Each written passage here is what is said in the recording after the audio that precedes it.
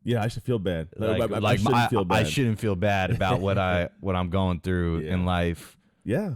Like how do you navigate that with those people? Yeah, like it's aside from me. And if you had a crazy story, this would be good for you to hear, right? If you have had a crazy story, like this is also good for you to hear. So part of it is when you have that crazy story in your life, not everybody will benefit from hearing it. It's a cool story. It was your experience, right? So my experience is my experience, and what experiences are relative to us as humans. So for example, my son not getting to play his video games for his hour on the weekend because he got in trouble will promote tears. He'll cry. This for him is the end of the world, right? Yeah. For me as a kid, like there were no video games. For me not to get beat felt good. You know what I mean? Like to me to get a simple meal felt good. And so the emotion is real for both of us. What triggered it is different. And so for me, when I'm looking at people that are having a hard time in life, you should do the same thing. When you have people that are having a hard time, don't look at them and say, well, I've had it worse. How dare you? Because they've had a different lifestyle. What's relative to them is differently relative to you. And so because of that, have empathy for the fact that as much as they have that pain, it's equal, if not possibly worse for them, regardless the cause. And so when I talk to people, I don't have this comparison thing of like, well, I had it worse. You shouldn't be so mad. Because I realize for them, my comparison might have been, it wasn't so bad. But for them, it might feel way worse. And me making it small feels way worse to them. So it compiles it. If it's something you care about, if someone's confiding in you, they care about you and they think you care about them. Right. If you care about them, stop making them feel bad. You know what I mean? Like care about them enough to treat them with the compassion that they need because of where they're at. Right. That makes sense.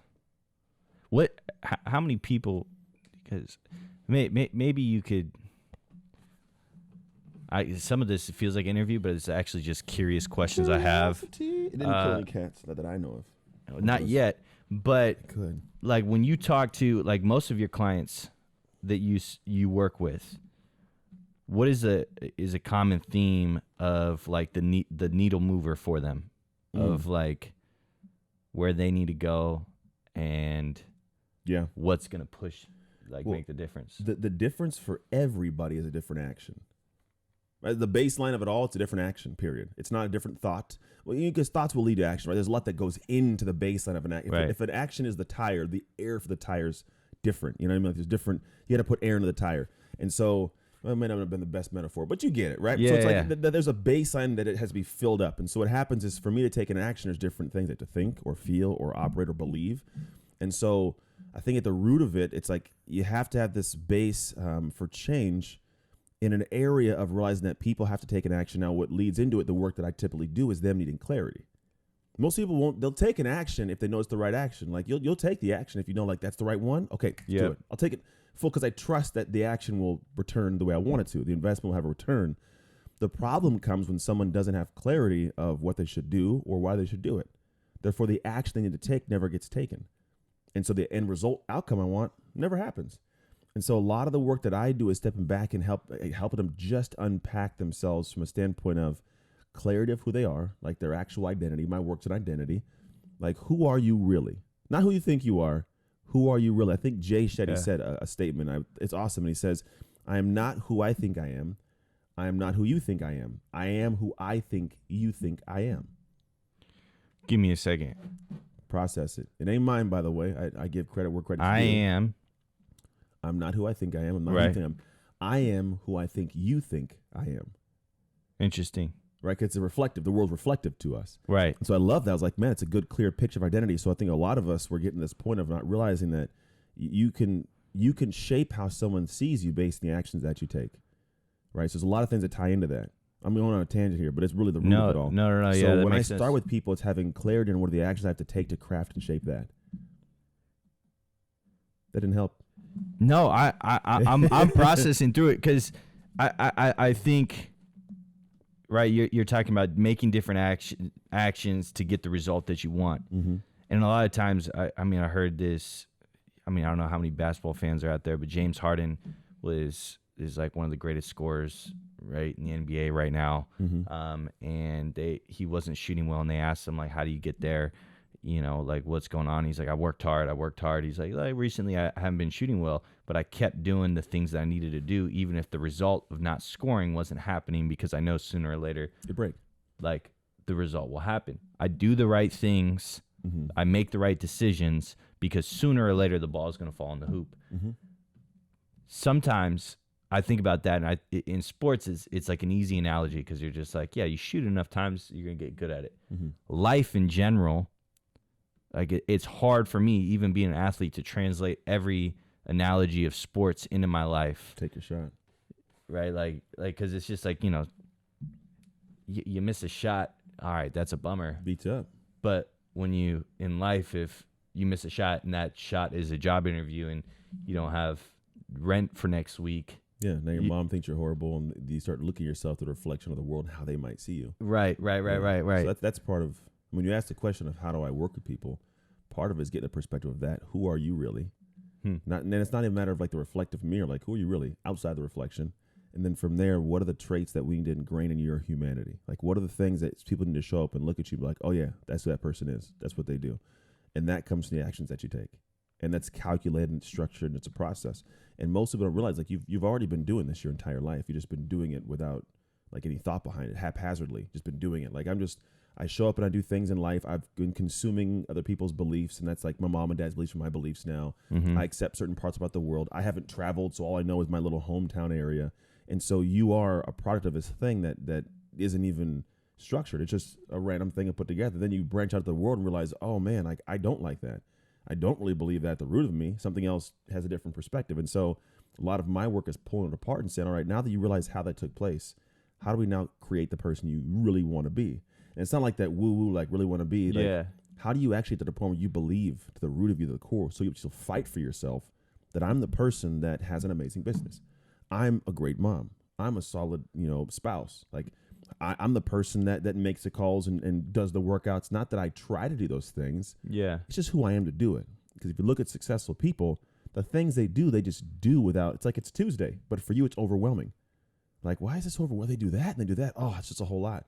For them, It's just every day. It's just what I do on the days of the week. Yeah. And then you can see, like, because it's so normal to them, that what happens is we actually will defend what we think is us. They're defending who they see themselves to be through the actions that they do that aren't overwhelming anymore. It's just who they are. That makes sense. I think it's like what you tell yourself. This is interesting what you're saying, because like what you tell yourself, you'll make decisions in life, I think, to place yourself in the situation where you are your true self. So like me, like in my mind, I'm a great problem solver. Mm-hmm.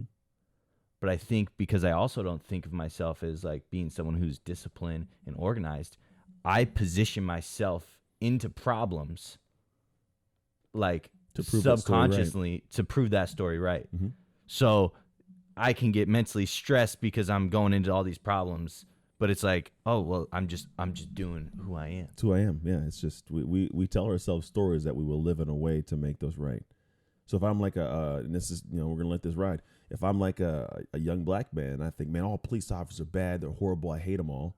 Uh-huh. Well, then what happens when you're confronted with a moment, we do things in situations like they'll end up just firing off or being rude. Oh, y'all pigs suck. Like, it's craziness. Right. And then sure enough, you're creating a moment where that police officer will then show up to make your story right.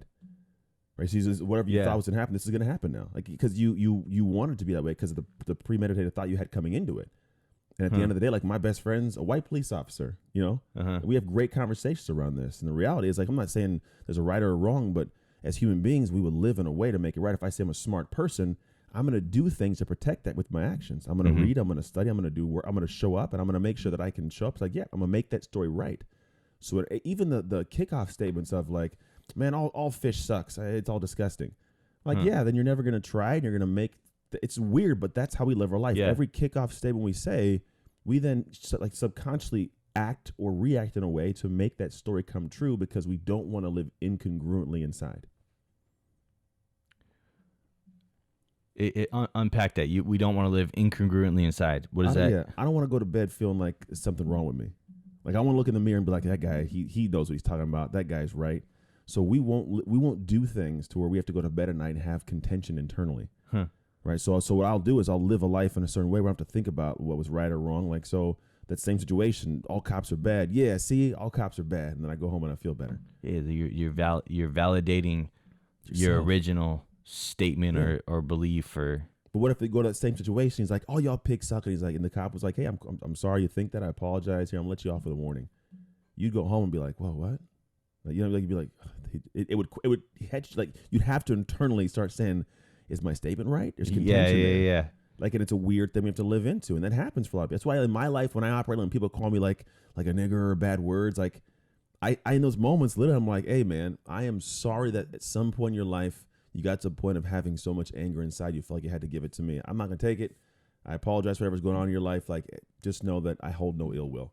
And I've done this at an airport in San Francisco. Some guy, I was with a white woman, and like he started saying some weird like Afro penis stuff, weird stuff, right? Yeah. I was like, who says this? I was laughing in the moment of it. And the way I handled it, there's no way he didn't walk off after his efforts to try to make me feel bad, going, man, like, what was that? It was weird. It was a different interaction with someone like me because he did in the past and got a different like response. Yeah. And he wanted that response. So because he didn't get it, he had to then walk off with that, and he's probably in contention about it. I had to throw him a little bit. He could think I'm crazy, but when I speak, I don't talk like a crazy person, right? So in those interactions, like I now have unsettled him in his view of whatever he thought was going to happen based on a story he had in his head, and that changes. Now that's we're obviously having a lot of race-specific things, but you could take it completely out. I'm just using like a higher echelon aspect. It could be tied to like my work, you know, like my boss sucks. Okay, so your boss sucks. Well, what are you doing? Well, you're probably because you think the boss sucks. What you do is you show up and you're a punk to the boss. You don't do your job, and you're always combative, and you're argumentative, and you have an attitude. Well, sure enough, they're going to get combative and argumentative and attitude reverse. But it makes the stories right. Right. And so if you don't show up like that, oddly, the world doesn't operate like that in return. Yeah, that's some higher level thinking. Got to break that down. Yeah. But it was good stuff, though. Well, it was good stuff. That's we're wrapping up on the time we have. We have to wrap it up. Yeah. All right, we're gonna wrap it up. We'll do it. Wrap it up, B. We're gonna do another show though. Right after that. Like right after this. Maybe right before. It kind of depends on when this comes out. Maybe you saw this one the second. Anyways, we're gonna film again. Yeah. Well, next week on the show. Like I feel I'm not even gonna change. I'm gonna leave my same sweatshirt on for this. Also, I'll turn my hat backwards. Yeah, I'll just take my beanie off because I didn't get a haircut for this. I'm not gonna show you guys my messed up do. I got a little bald spot coming in because of football. I'm gonna blame it on football. Oh yeah, the helmet right here, helmet right in the front, right. I mean, I'm gonna blame that too. Yeah, I'm gonna blame that too. The right barber to cut it. Ooh, looks good. I look like I'm like 15. You follow that guy on Instagram? We go fillet. No, whenever like people like cross people up, fillet. I've never seen it. It's so funny. It's so funny. You just called the fillet guy or something. It's pretty funny. Anyways, thank you for watching. We don't know what it is called yet. Yeah, remember, ideas, please leave your ideas. Yeah. Leave your comments. Myself or Anthony will go in and try to respond and communicate. The chair thing out too. The chair thing's gonna get figured out. Yeah, we got to figure it out. I think we got to do. I think we just got to pull the table farther back. Yeah, I agree with that. I thought that throughout the show. Yeah. And anyways, but yeah, if there's anything that you want us to talk about, hey. You let us know. Here's a comment. This platform is I want to use this moment in time. So we have some really interesting perspectives. Me and Corey both. We're both men of faith. We both have worlds we live in. He's in the music stuff and the sports stuff. So we're not going to come here and say I'm an expert on stuff. But I think at the end of the day, it's conversation, and we have two brains talking about something. Like it helps. So send us any ideas. I have thoughts of what I want to share and talk about, and I promise I'm gonna pull them out. I have no areas that I won't talk about. Everything from like my relationships to business to health, wealth, relationships, sex stuff. Like it's just, we'll let it ride because I think at the end of the day, like that's the one problem in our society is not enough people talk about the true problems. They talk about the stuff that's like the surface level problem, but nobody digs deep enough to say like, hey, this is the real, you're not alone. We've all experienced this. Let's talk about this. And there's some people that try to do it. And unfortunately, like I give them the benefit of the doubt, like they're going to do it and they actually don't. So yeah, send it in, man. We'll go deep. I might make this man uncomfortable. But I'm gonna talk. You might. What's gonna happen? So I'm not gonna lose my job. Like, you know what I mean? Like, no one's gonna fire me. I don't have like a boss like that. So agreed. Yeah, let's do it. All right, everybody. Until next time, it's Corey and Ant signing off.